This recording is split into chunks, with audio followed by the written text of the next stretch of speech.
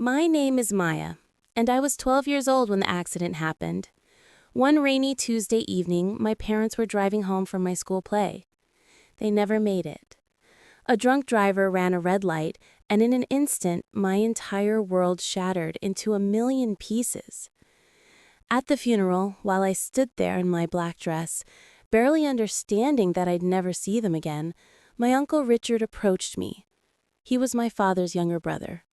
He knelt down, looked me in the eyes, and said, "You'll come live with us, Maya, your family. We'll take care of you." I nodded, tears streaming down my face. I had nowhere else to go. My grandparents had passed years before, and I had no other relatives nearby. What I didn't know then was that Uncle Richard's wife, Aunt Vivian, had very different plans for me. The first few weeks were tolerable.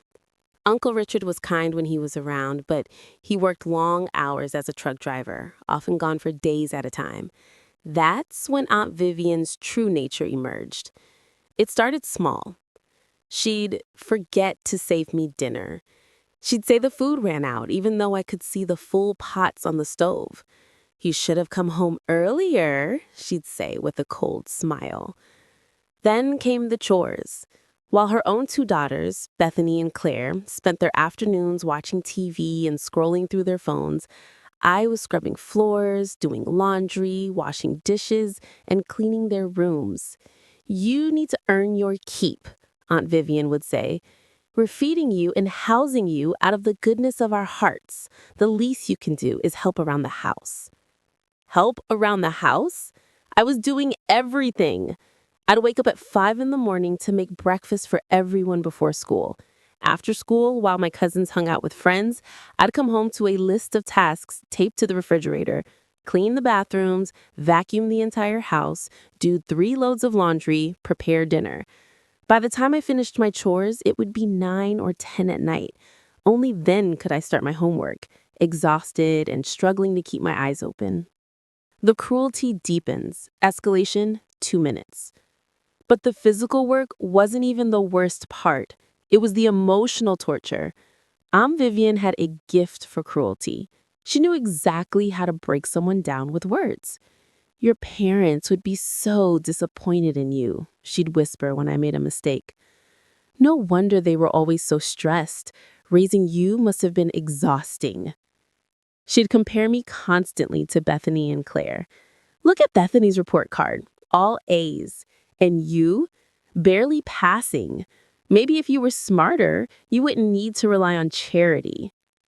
The charity comment was her favorite. She'd use it every time I asked for anything: new shoes when mine had holes, school supplies, even just permission to attend a friend's birthday party. "We're not made of money, Maya. We're already doing so much for you. Stop being ungrateful." My cousins weren't much better. They'd laugh when their mother insulted me. Bethany once poured juice on my homework, accidentally, ruining an essay I'd spent hours on. When I cried, Aunt Vivian blamed me for leaving it on the kitchen table. The worst incident happened on my 14th birthday. My parents used to make birthdays special. Mom would bake my favorite chocolate cake, and Dad would take me to the bookstore to pick out any book I wanted. That birthday, 2 years after their death, I woke up hoping, just maybe, someone would remember. No one did. Not even Uncle Richard, who was home that week. When I quietly mentioned it at dinner, Aunt Vivian scoffed. "Birthdays are for children, Maya. You're old enough now to understand that not everything is about you." Bethany got a huge party with all her friends just 3 months earlier. That night, I cried myself to sleep, clutching the last birthday card my parents had ever given me. Things came to a head during my sophomore year in high school. Despite everything, I'd managed to keep my grades up. Education was my escape, my way out. I knew if I could just survive until I turned 18, I could get scholarships, go to college, and finally be free. I'd secretly been working with my school counselor, Mrs. Patterson. She'd noticed the worn clothes, the exhaustion, the way I'd sometimes doze off in class. She never pushed, but she let me know her door was always open. One day, she called me to her office. "Miss Maya, I have incredible news. You've been awarded the Henderson Scholarship, full ride to State University, plus a stipend for books and living expenses. You did it. For the first time in years, I felt genuine joy. I was getting out. I was going to make something of myself just like my parents would have wanted. I practically floated home that day. Maybe this would finally change things. Maybe Aunt Vivian would see that I wasn't worthless after all. I was so wrong. When I told them at dinner, Uncle Richard's face lit up. Maya, that's wonderful. Your parents would be so proud. But Aunt Vivian's expression turned to ice. A scholarship? To State University? Yes, I said, unable to contain my excitement. Full tuition and you're not going, she said flatly. The room went silent. What? I whispered. You heard me. You're not going to college. We need you here. Who's going to take care of the house? Who's going to help me with your cousins? Vivian, that's not fair. The girls worked hard. We've worked hard. We've fed her, clothed her, raised her like our own, and this is how she repays us? By abandoning us? I'm not abandoning anyone, I said, my voice shaking. I'm 18 in 3 months. I'm going to college. Vivian stood up, her chair scraping loudly. If you leave this house for that college, you're never coming back. You'll be completely on your own. No family, no support, nothing. That's enough, Vivian, Uncle Richard said, standing too. But she wasn't done. She turned to me, her eyes full of venom. Your parents left nothing when they died. No savings, no insurance, nothing. We took you in out of the goodness of our hearts, and you've been a burden ever since. The least you can do is stop! The voice that came out of me was one I didn't recognize. Loud, firm, unbreakable.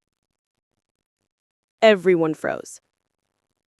That's not true, I said quietly. My parents left me everything. Aunt Vivian's face went pale. What are you talking about? My parents had a life insurance policy. $500,000. And our house? They owned it outright. It's worth another $400,000. Did you think I didn't know?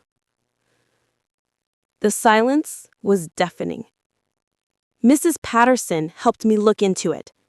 Everything is in a trust, controlled by Uncle Richard as trustee until I turn 18. I've known for months. Uncle Richard's face had gone from confused to shocked to guilty. He sank back into his chair. I've been waiting, I continued, tears streaming down my face, but my voice steady. Waiting until I was old enough to access what was rightfully mine. Waiting to see if anyone would tell me the truth. Waiting to see if anyone actually cared about me, or if you just cared about the money. Aunt Vivian sputtered. We used that money to raise you, to feed you, clothe you. The trust documents show every transaction. Mrs. Patterson helped me get copies. Want to know what I found? I pulled out a folder I'd been carrying in my backpack. My hands were shaking, but I'd practiced this moment in my mind 100 times. In 4 years, you've withdrawn a total of $48,000 from my trust. Know what's documented as expenses for Maya's care? Private dance lessons for Bethany, a new car for Claire, a kitchen renovation, a family trip to Europe that I wasn't invited on, by the way. Oh, and an entire year of country club membership. Uncle Richard's head was in his hands. You know what the actual cost of raising a teenager is? According to the Department of Agriculture, roughly $12,000 per year. Even if we're generous and say $15,000, you've stolen over $70,000 from me. Now wait just a minute, Aunt Vivian started. No, you wait. I've been sleeping in a room the size of a closet, wearing clothes from Goodwill. skipping meals because you ran out of food, working like a servant in this house, all while you spent my parents' money for luxuries for your daughters. I turn 18 in 2 months, I said, my voice calm now. The day I do, I'm taking control of my trust. I've already spoken with a lawyer, a free consultation through school. I'm considering pressing charges for embezzlement and fraud, but I haven't decided yet. Aunt Vivian looked like she might faint. Here's what's going to happen instead. For the next 2 months, I'm going to live here, but no more chores beyond cleaning my own room. No more insults. No more comparisons. You're going to treat me like a human being. I turned to Uncle Richard, who still couldn't meet my eyes. And Uncle Richard, you're going to return every penny you stole from my trust. All $70,000. You have 60 days. If you don't, I will press charges. We don't have that kind of money, Aunt Vivian whispered. Then you'll figure it out. Sell the car you bought Claire. Cancel your country club membership. I don't care. But you will return what you stole. I picked up my backpack and headed toward the stairs, then paused. Oh, and one more thing. My parents' house, the one you've been renting out for the past 4 years without telling me, I want the rental income. All of it. That's another $36,000 you owe me. That was 3 years ago. Uncle Richard sold his truck and took out a loan. It took him 18 months, but he paid back every penny. Aunt Vivian? I haven't spoken to her since the day I turned 18 and moved out. I'm now a junior at State University, studying social work. I want to help kids like me, kids who fall through the cracks, who get taken advantage of, who need someone to fight for them. My parents' life insurance and the money from their house sits in investments, growing. I live modestly on my scholarship and part-time job income, saving everything else. One day, I'm going to use that money to open a resource center for kids in foster care and difficult family situations.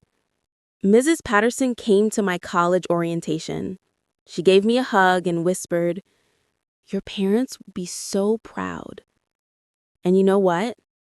I think they would be. Not because I got revenge on Aunt Vivian, not because I got my money back, but because I survived. I fought back, and I refused to let cruelty destroy me. I bloomed even in the shadows. If you've ever felt invisible, powerless, or trapped, remember Maya's story. Sometimes the people who are supposed to protect us are the ones who hurt us most. But you are stronger than you know.